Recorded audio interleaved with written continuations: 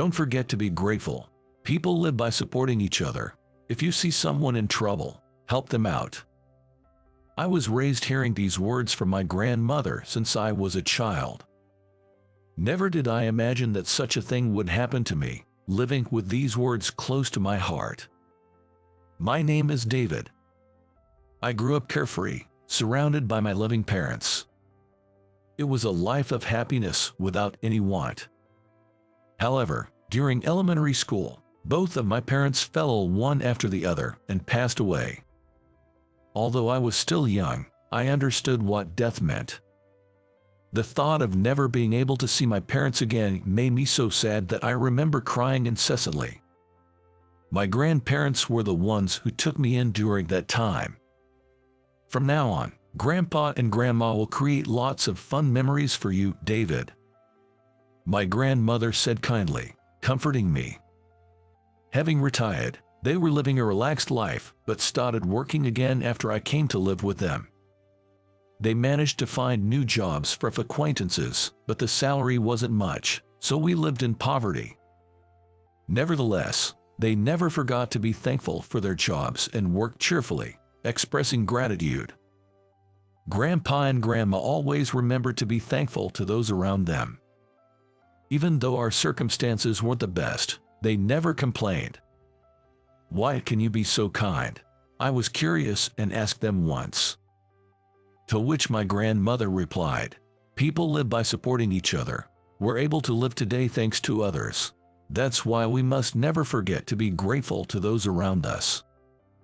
Even as a child, her words resonated with me. I thought my grandparents were wonderful people, and I wanted to be like them. I grew up never forgetting those words and eventually entered middle school. To save money for a uniform, I wore one that my cousin had used. It was worn out but still wearable. Wearing it to the entrance ceremony, I noticed some students giggling and saying, "He's the only one with a rag uniform."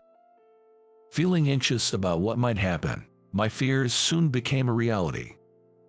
The next day, as I went to school, those who had been laughing came up to me. "Hey, why are you wearing such a uniform?" Max, who seemed to be the leader, asked me. I can't believe how rude he is. I felt uncomfortable inside, but honestly explained the situation. Then Max and the other bullies started laughing at me mockingly. "No parents and no money, huh? That's so pathetic. I can't believe you can come to school like that.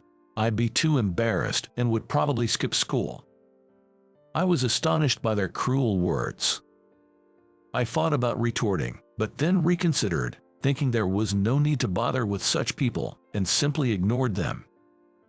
However, it seemed my attitude didn't sit well with them. From that point on, I became a constant target of their bullying. They hid my things and hit me under the guise of playing wrestling, and the bullying was quite severe. The teacher turned a blind eye, and I didn't want to worry my grandparents, so I didn't tell them. I thought it would subside eventually, but the bullying continued relentlessly. There was another student in my class who was also a target of bullying. Her name was Emily. Actually, Emily and I lived nearby and have been good friends since elementary school. We were childhood friends. She was also from a poor family, but that made it easier for us to relate to each other without any reservations.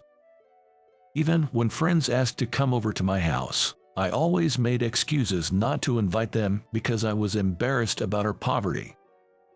Emily understood my feelings well and promised she would never say anything hurtful about it. That's why Emily was special to me, and I only invited her to my house to play together. It seemed like Emily trusted me too, as she occasionally invited me over to her house. It wasn't just playing. We also talked about our dreams for the future. I loved machines, so back then, I dreamt of building robots when I grew up. When I shared this with her, she lit up and said, "That's amazing. I'd love to see a robot you build." I was really happy to have my dream genuinely supported. Even in middle school, Emily and I continued to play together. Gradually, I began to develop romantic feelings for her. However, When Max and his group found out that Emily's family was also poor, they started to harass her. They tried to touch her forcibly and broke her things, doing whatever they pleased. On the other hand, I couldn't just stand by and watch my important friend being bullied. One day, when I saw Max and his gang holding Emily in a headlock, I remembered my grandmother's words, "Help those who are in trouble." I bravely stepped in between them. "Hey, she's a girl. Stop it." Even though I was angry, Max and his group just sneered. "What's with you, man? Do you like Emily or something? You two poor people are perfect for each other," Max taunted. I finally lost my temper. "Shut up. Enough is enough. If you bully Emily again, I won't let it slide." My outburst made the bullies falter a bit, and after throwing some parting insults, they ran off. Emily thanked me repeatedly. "Thank you. I was so scared. Thank you for helping me." "It's okay. We're friends, after all. Helping out is natural," I replied. Hearing this, Emily looked worried. "But are you sure it's okay? I'm worried they might bully you even more now." I was a bit scared of retaliation, but I smiled to reassure her. "Don't worry about it. Those guys are nothing." "Really?" Emily still looked uneasy, but I tried to calm her down, saying not to worry. Unfortunately, our fears came true. From the next day, Max and his gang stopped bullying Emily. Instead, their harassment towards me escalated.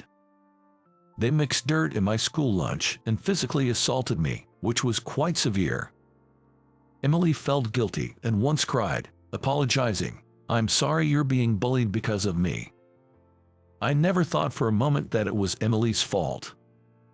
Rather, I felt pathetic for letting my dear friend go through such hard times. The bullying didn't stop for the entire first year of middle school. If Emily hadn't been there to support me, I might have ended up skipping school. Fortunately, in our second year, we were in different classes from Max and his group, so the bullying subsided considerably. Both Emily and I were deeply relieved. Time passed, and as we became third-year students, it was time to decide on our future paths. I had decided to get a job. It was due to financial reasons at home. I had a secret dream of building robots, and I wanted to pursue further education for that, but I didn't want to burden my grandparents anymore. Academically, I could have gone on to higher education, and both my teacher and grandparents encouraged it. The salary is different between a middle school and high school graduate. Besides, we want David to study as much as he likes. Grandma said this to me, but I knew they were struggling quite a bit. I wanted to join the workforce as soon as possible to ease their burden. Claiming I'm not that fond of studying, I overcame their objections and pursued the path of employment. Being a middle school graduate limited my options, and I eventually got a job at a cleaning company. The job was far from home, so I had to live on my own. At that time, I decided to put away my dream.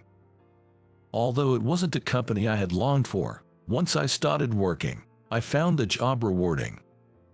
It felt good to see a dirty place become clean, and hearing "thank you for cleaning" gave me a sense of fulfillment for being able to help others. The work was physically demanding, and some people quit soon after starting, but I persevered. I was determined to do my best in what I could do at the moment. Gradually, my hard work began to be recognized by other employees. "People have come and gone, but you're the hardest worker we've had. We're really glad you joined us," they even said. My salary gradually increased, and I was able to send money back to my grandparents. They had been very worried about me, a middle school graduate entering the workforce, so my remittances seemed to relieve them a lot. When I sent money for the first time, Grandma even called me. "To receive remittances from you, you've really grown up," she said, sounding a bit teary over the phone. I was glad, feeling that I was finally able to repay them for raising me. As my salary increased, I was entrusted with cleaning larger, more important clients' buildings. Some of these buildings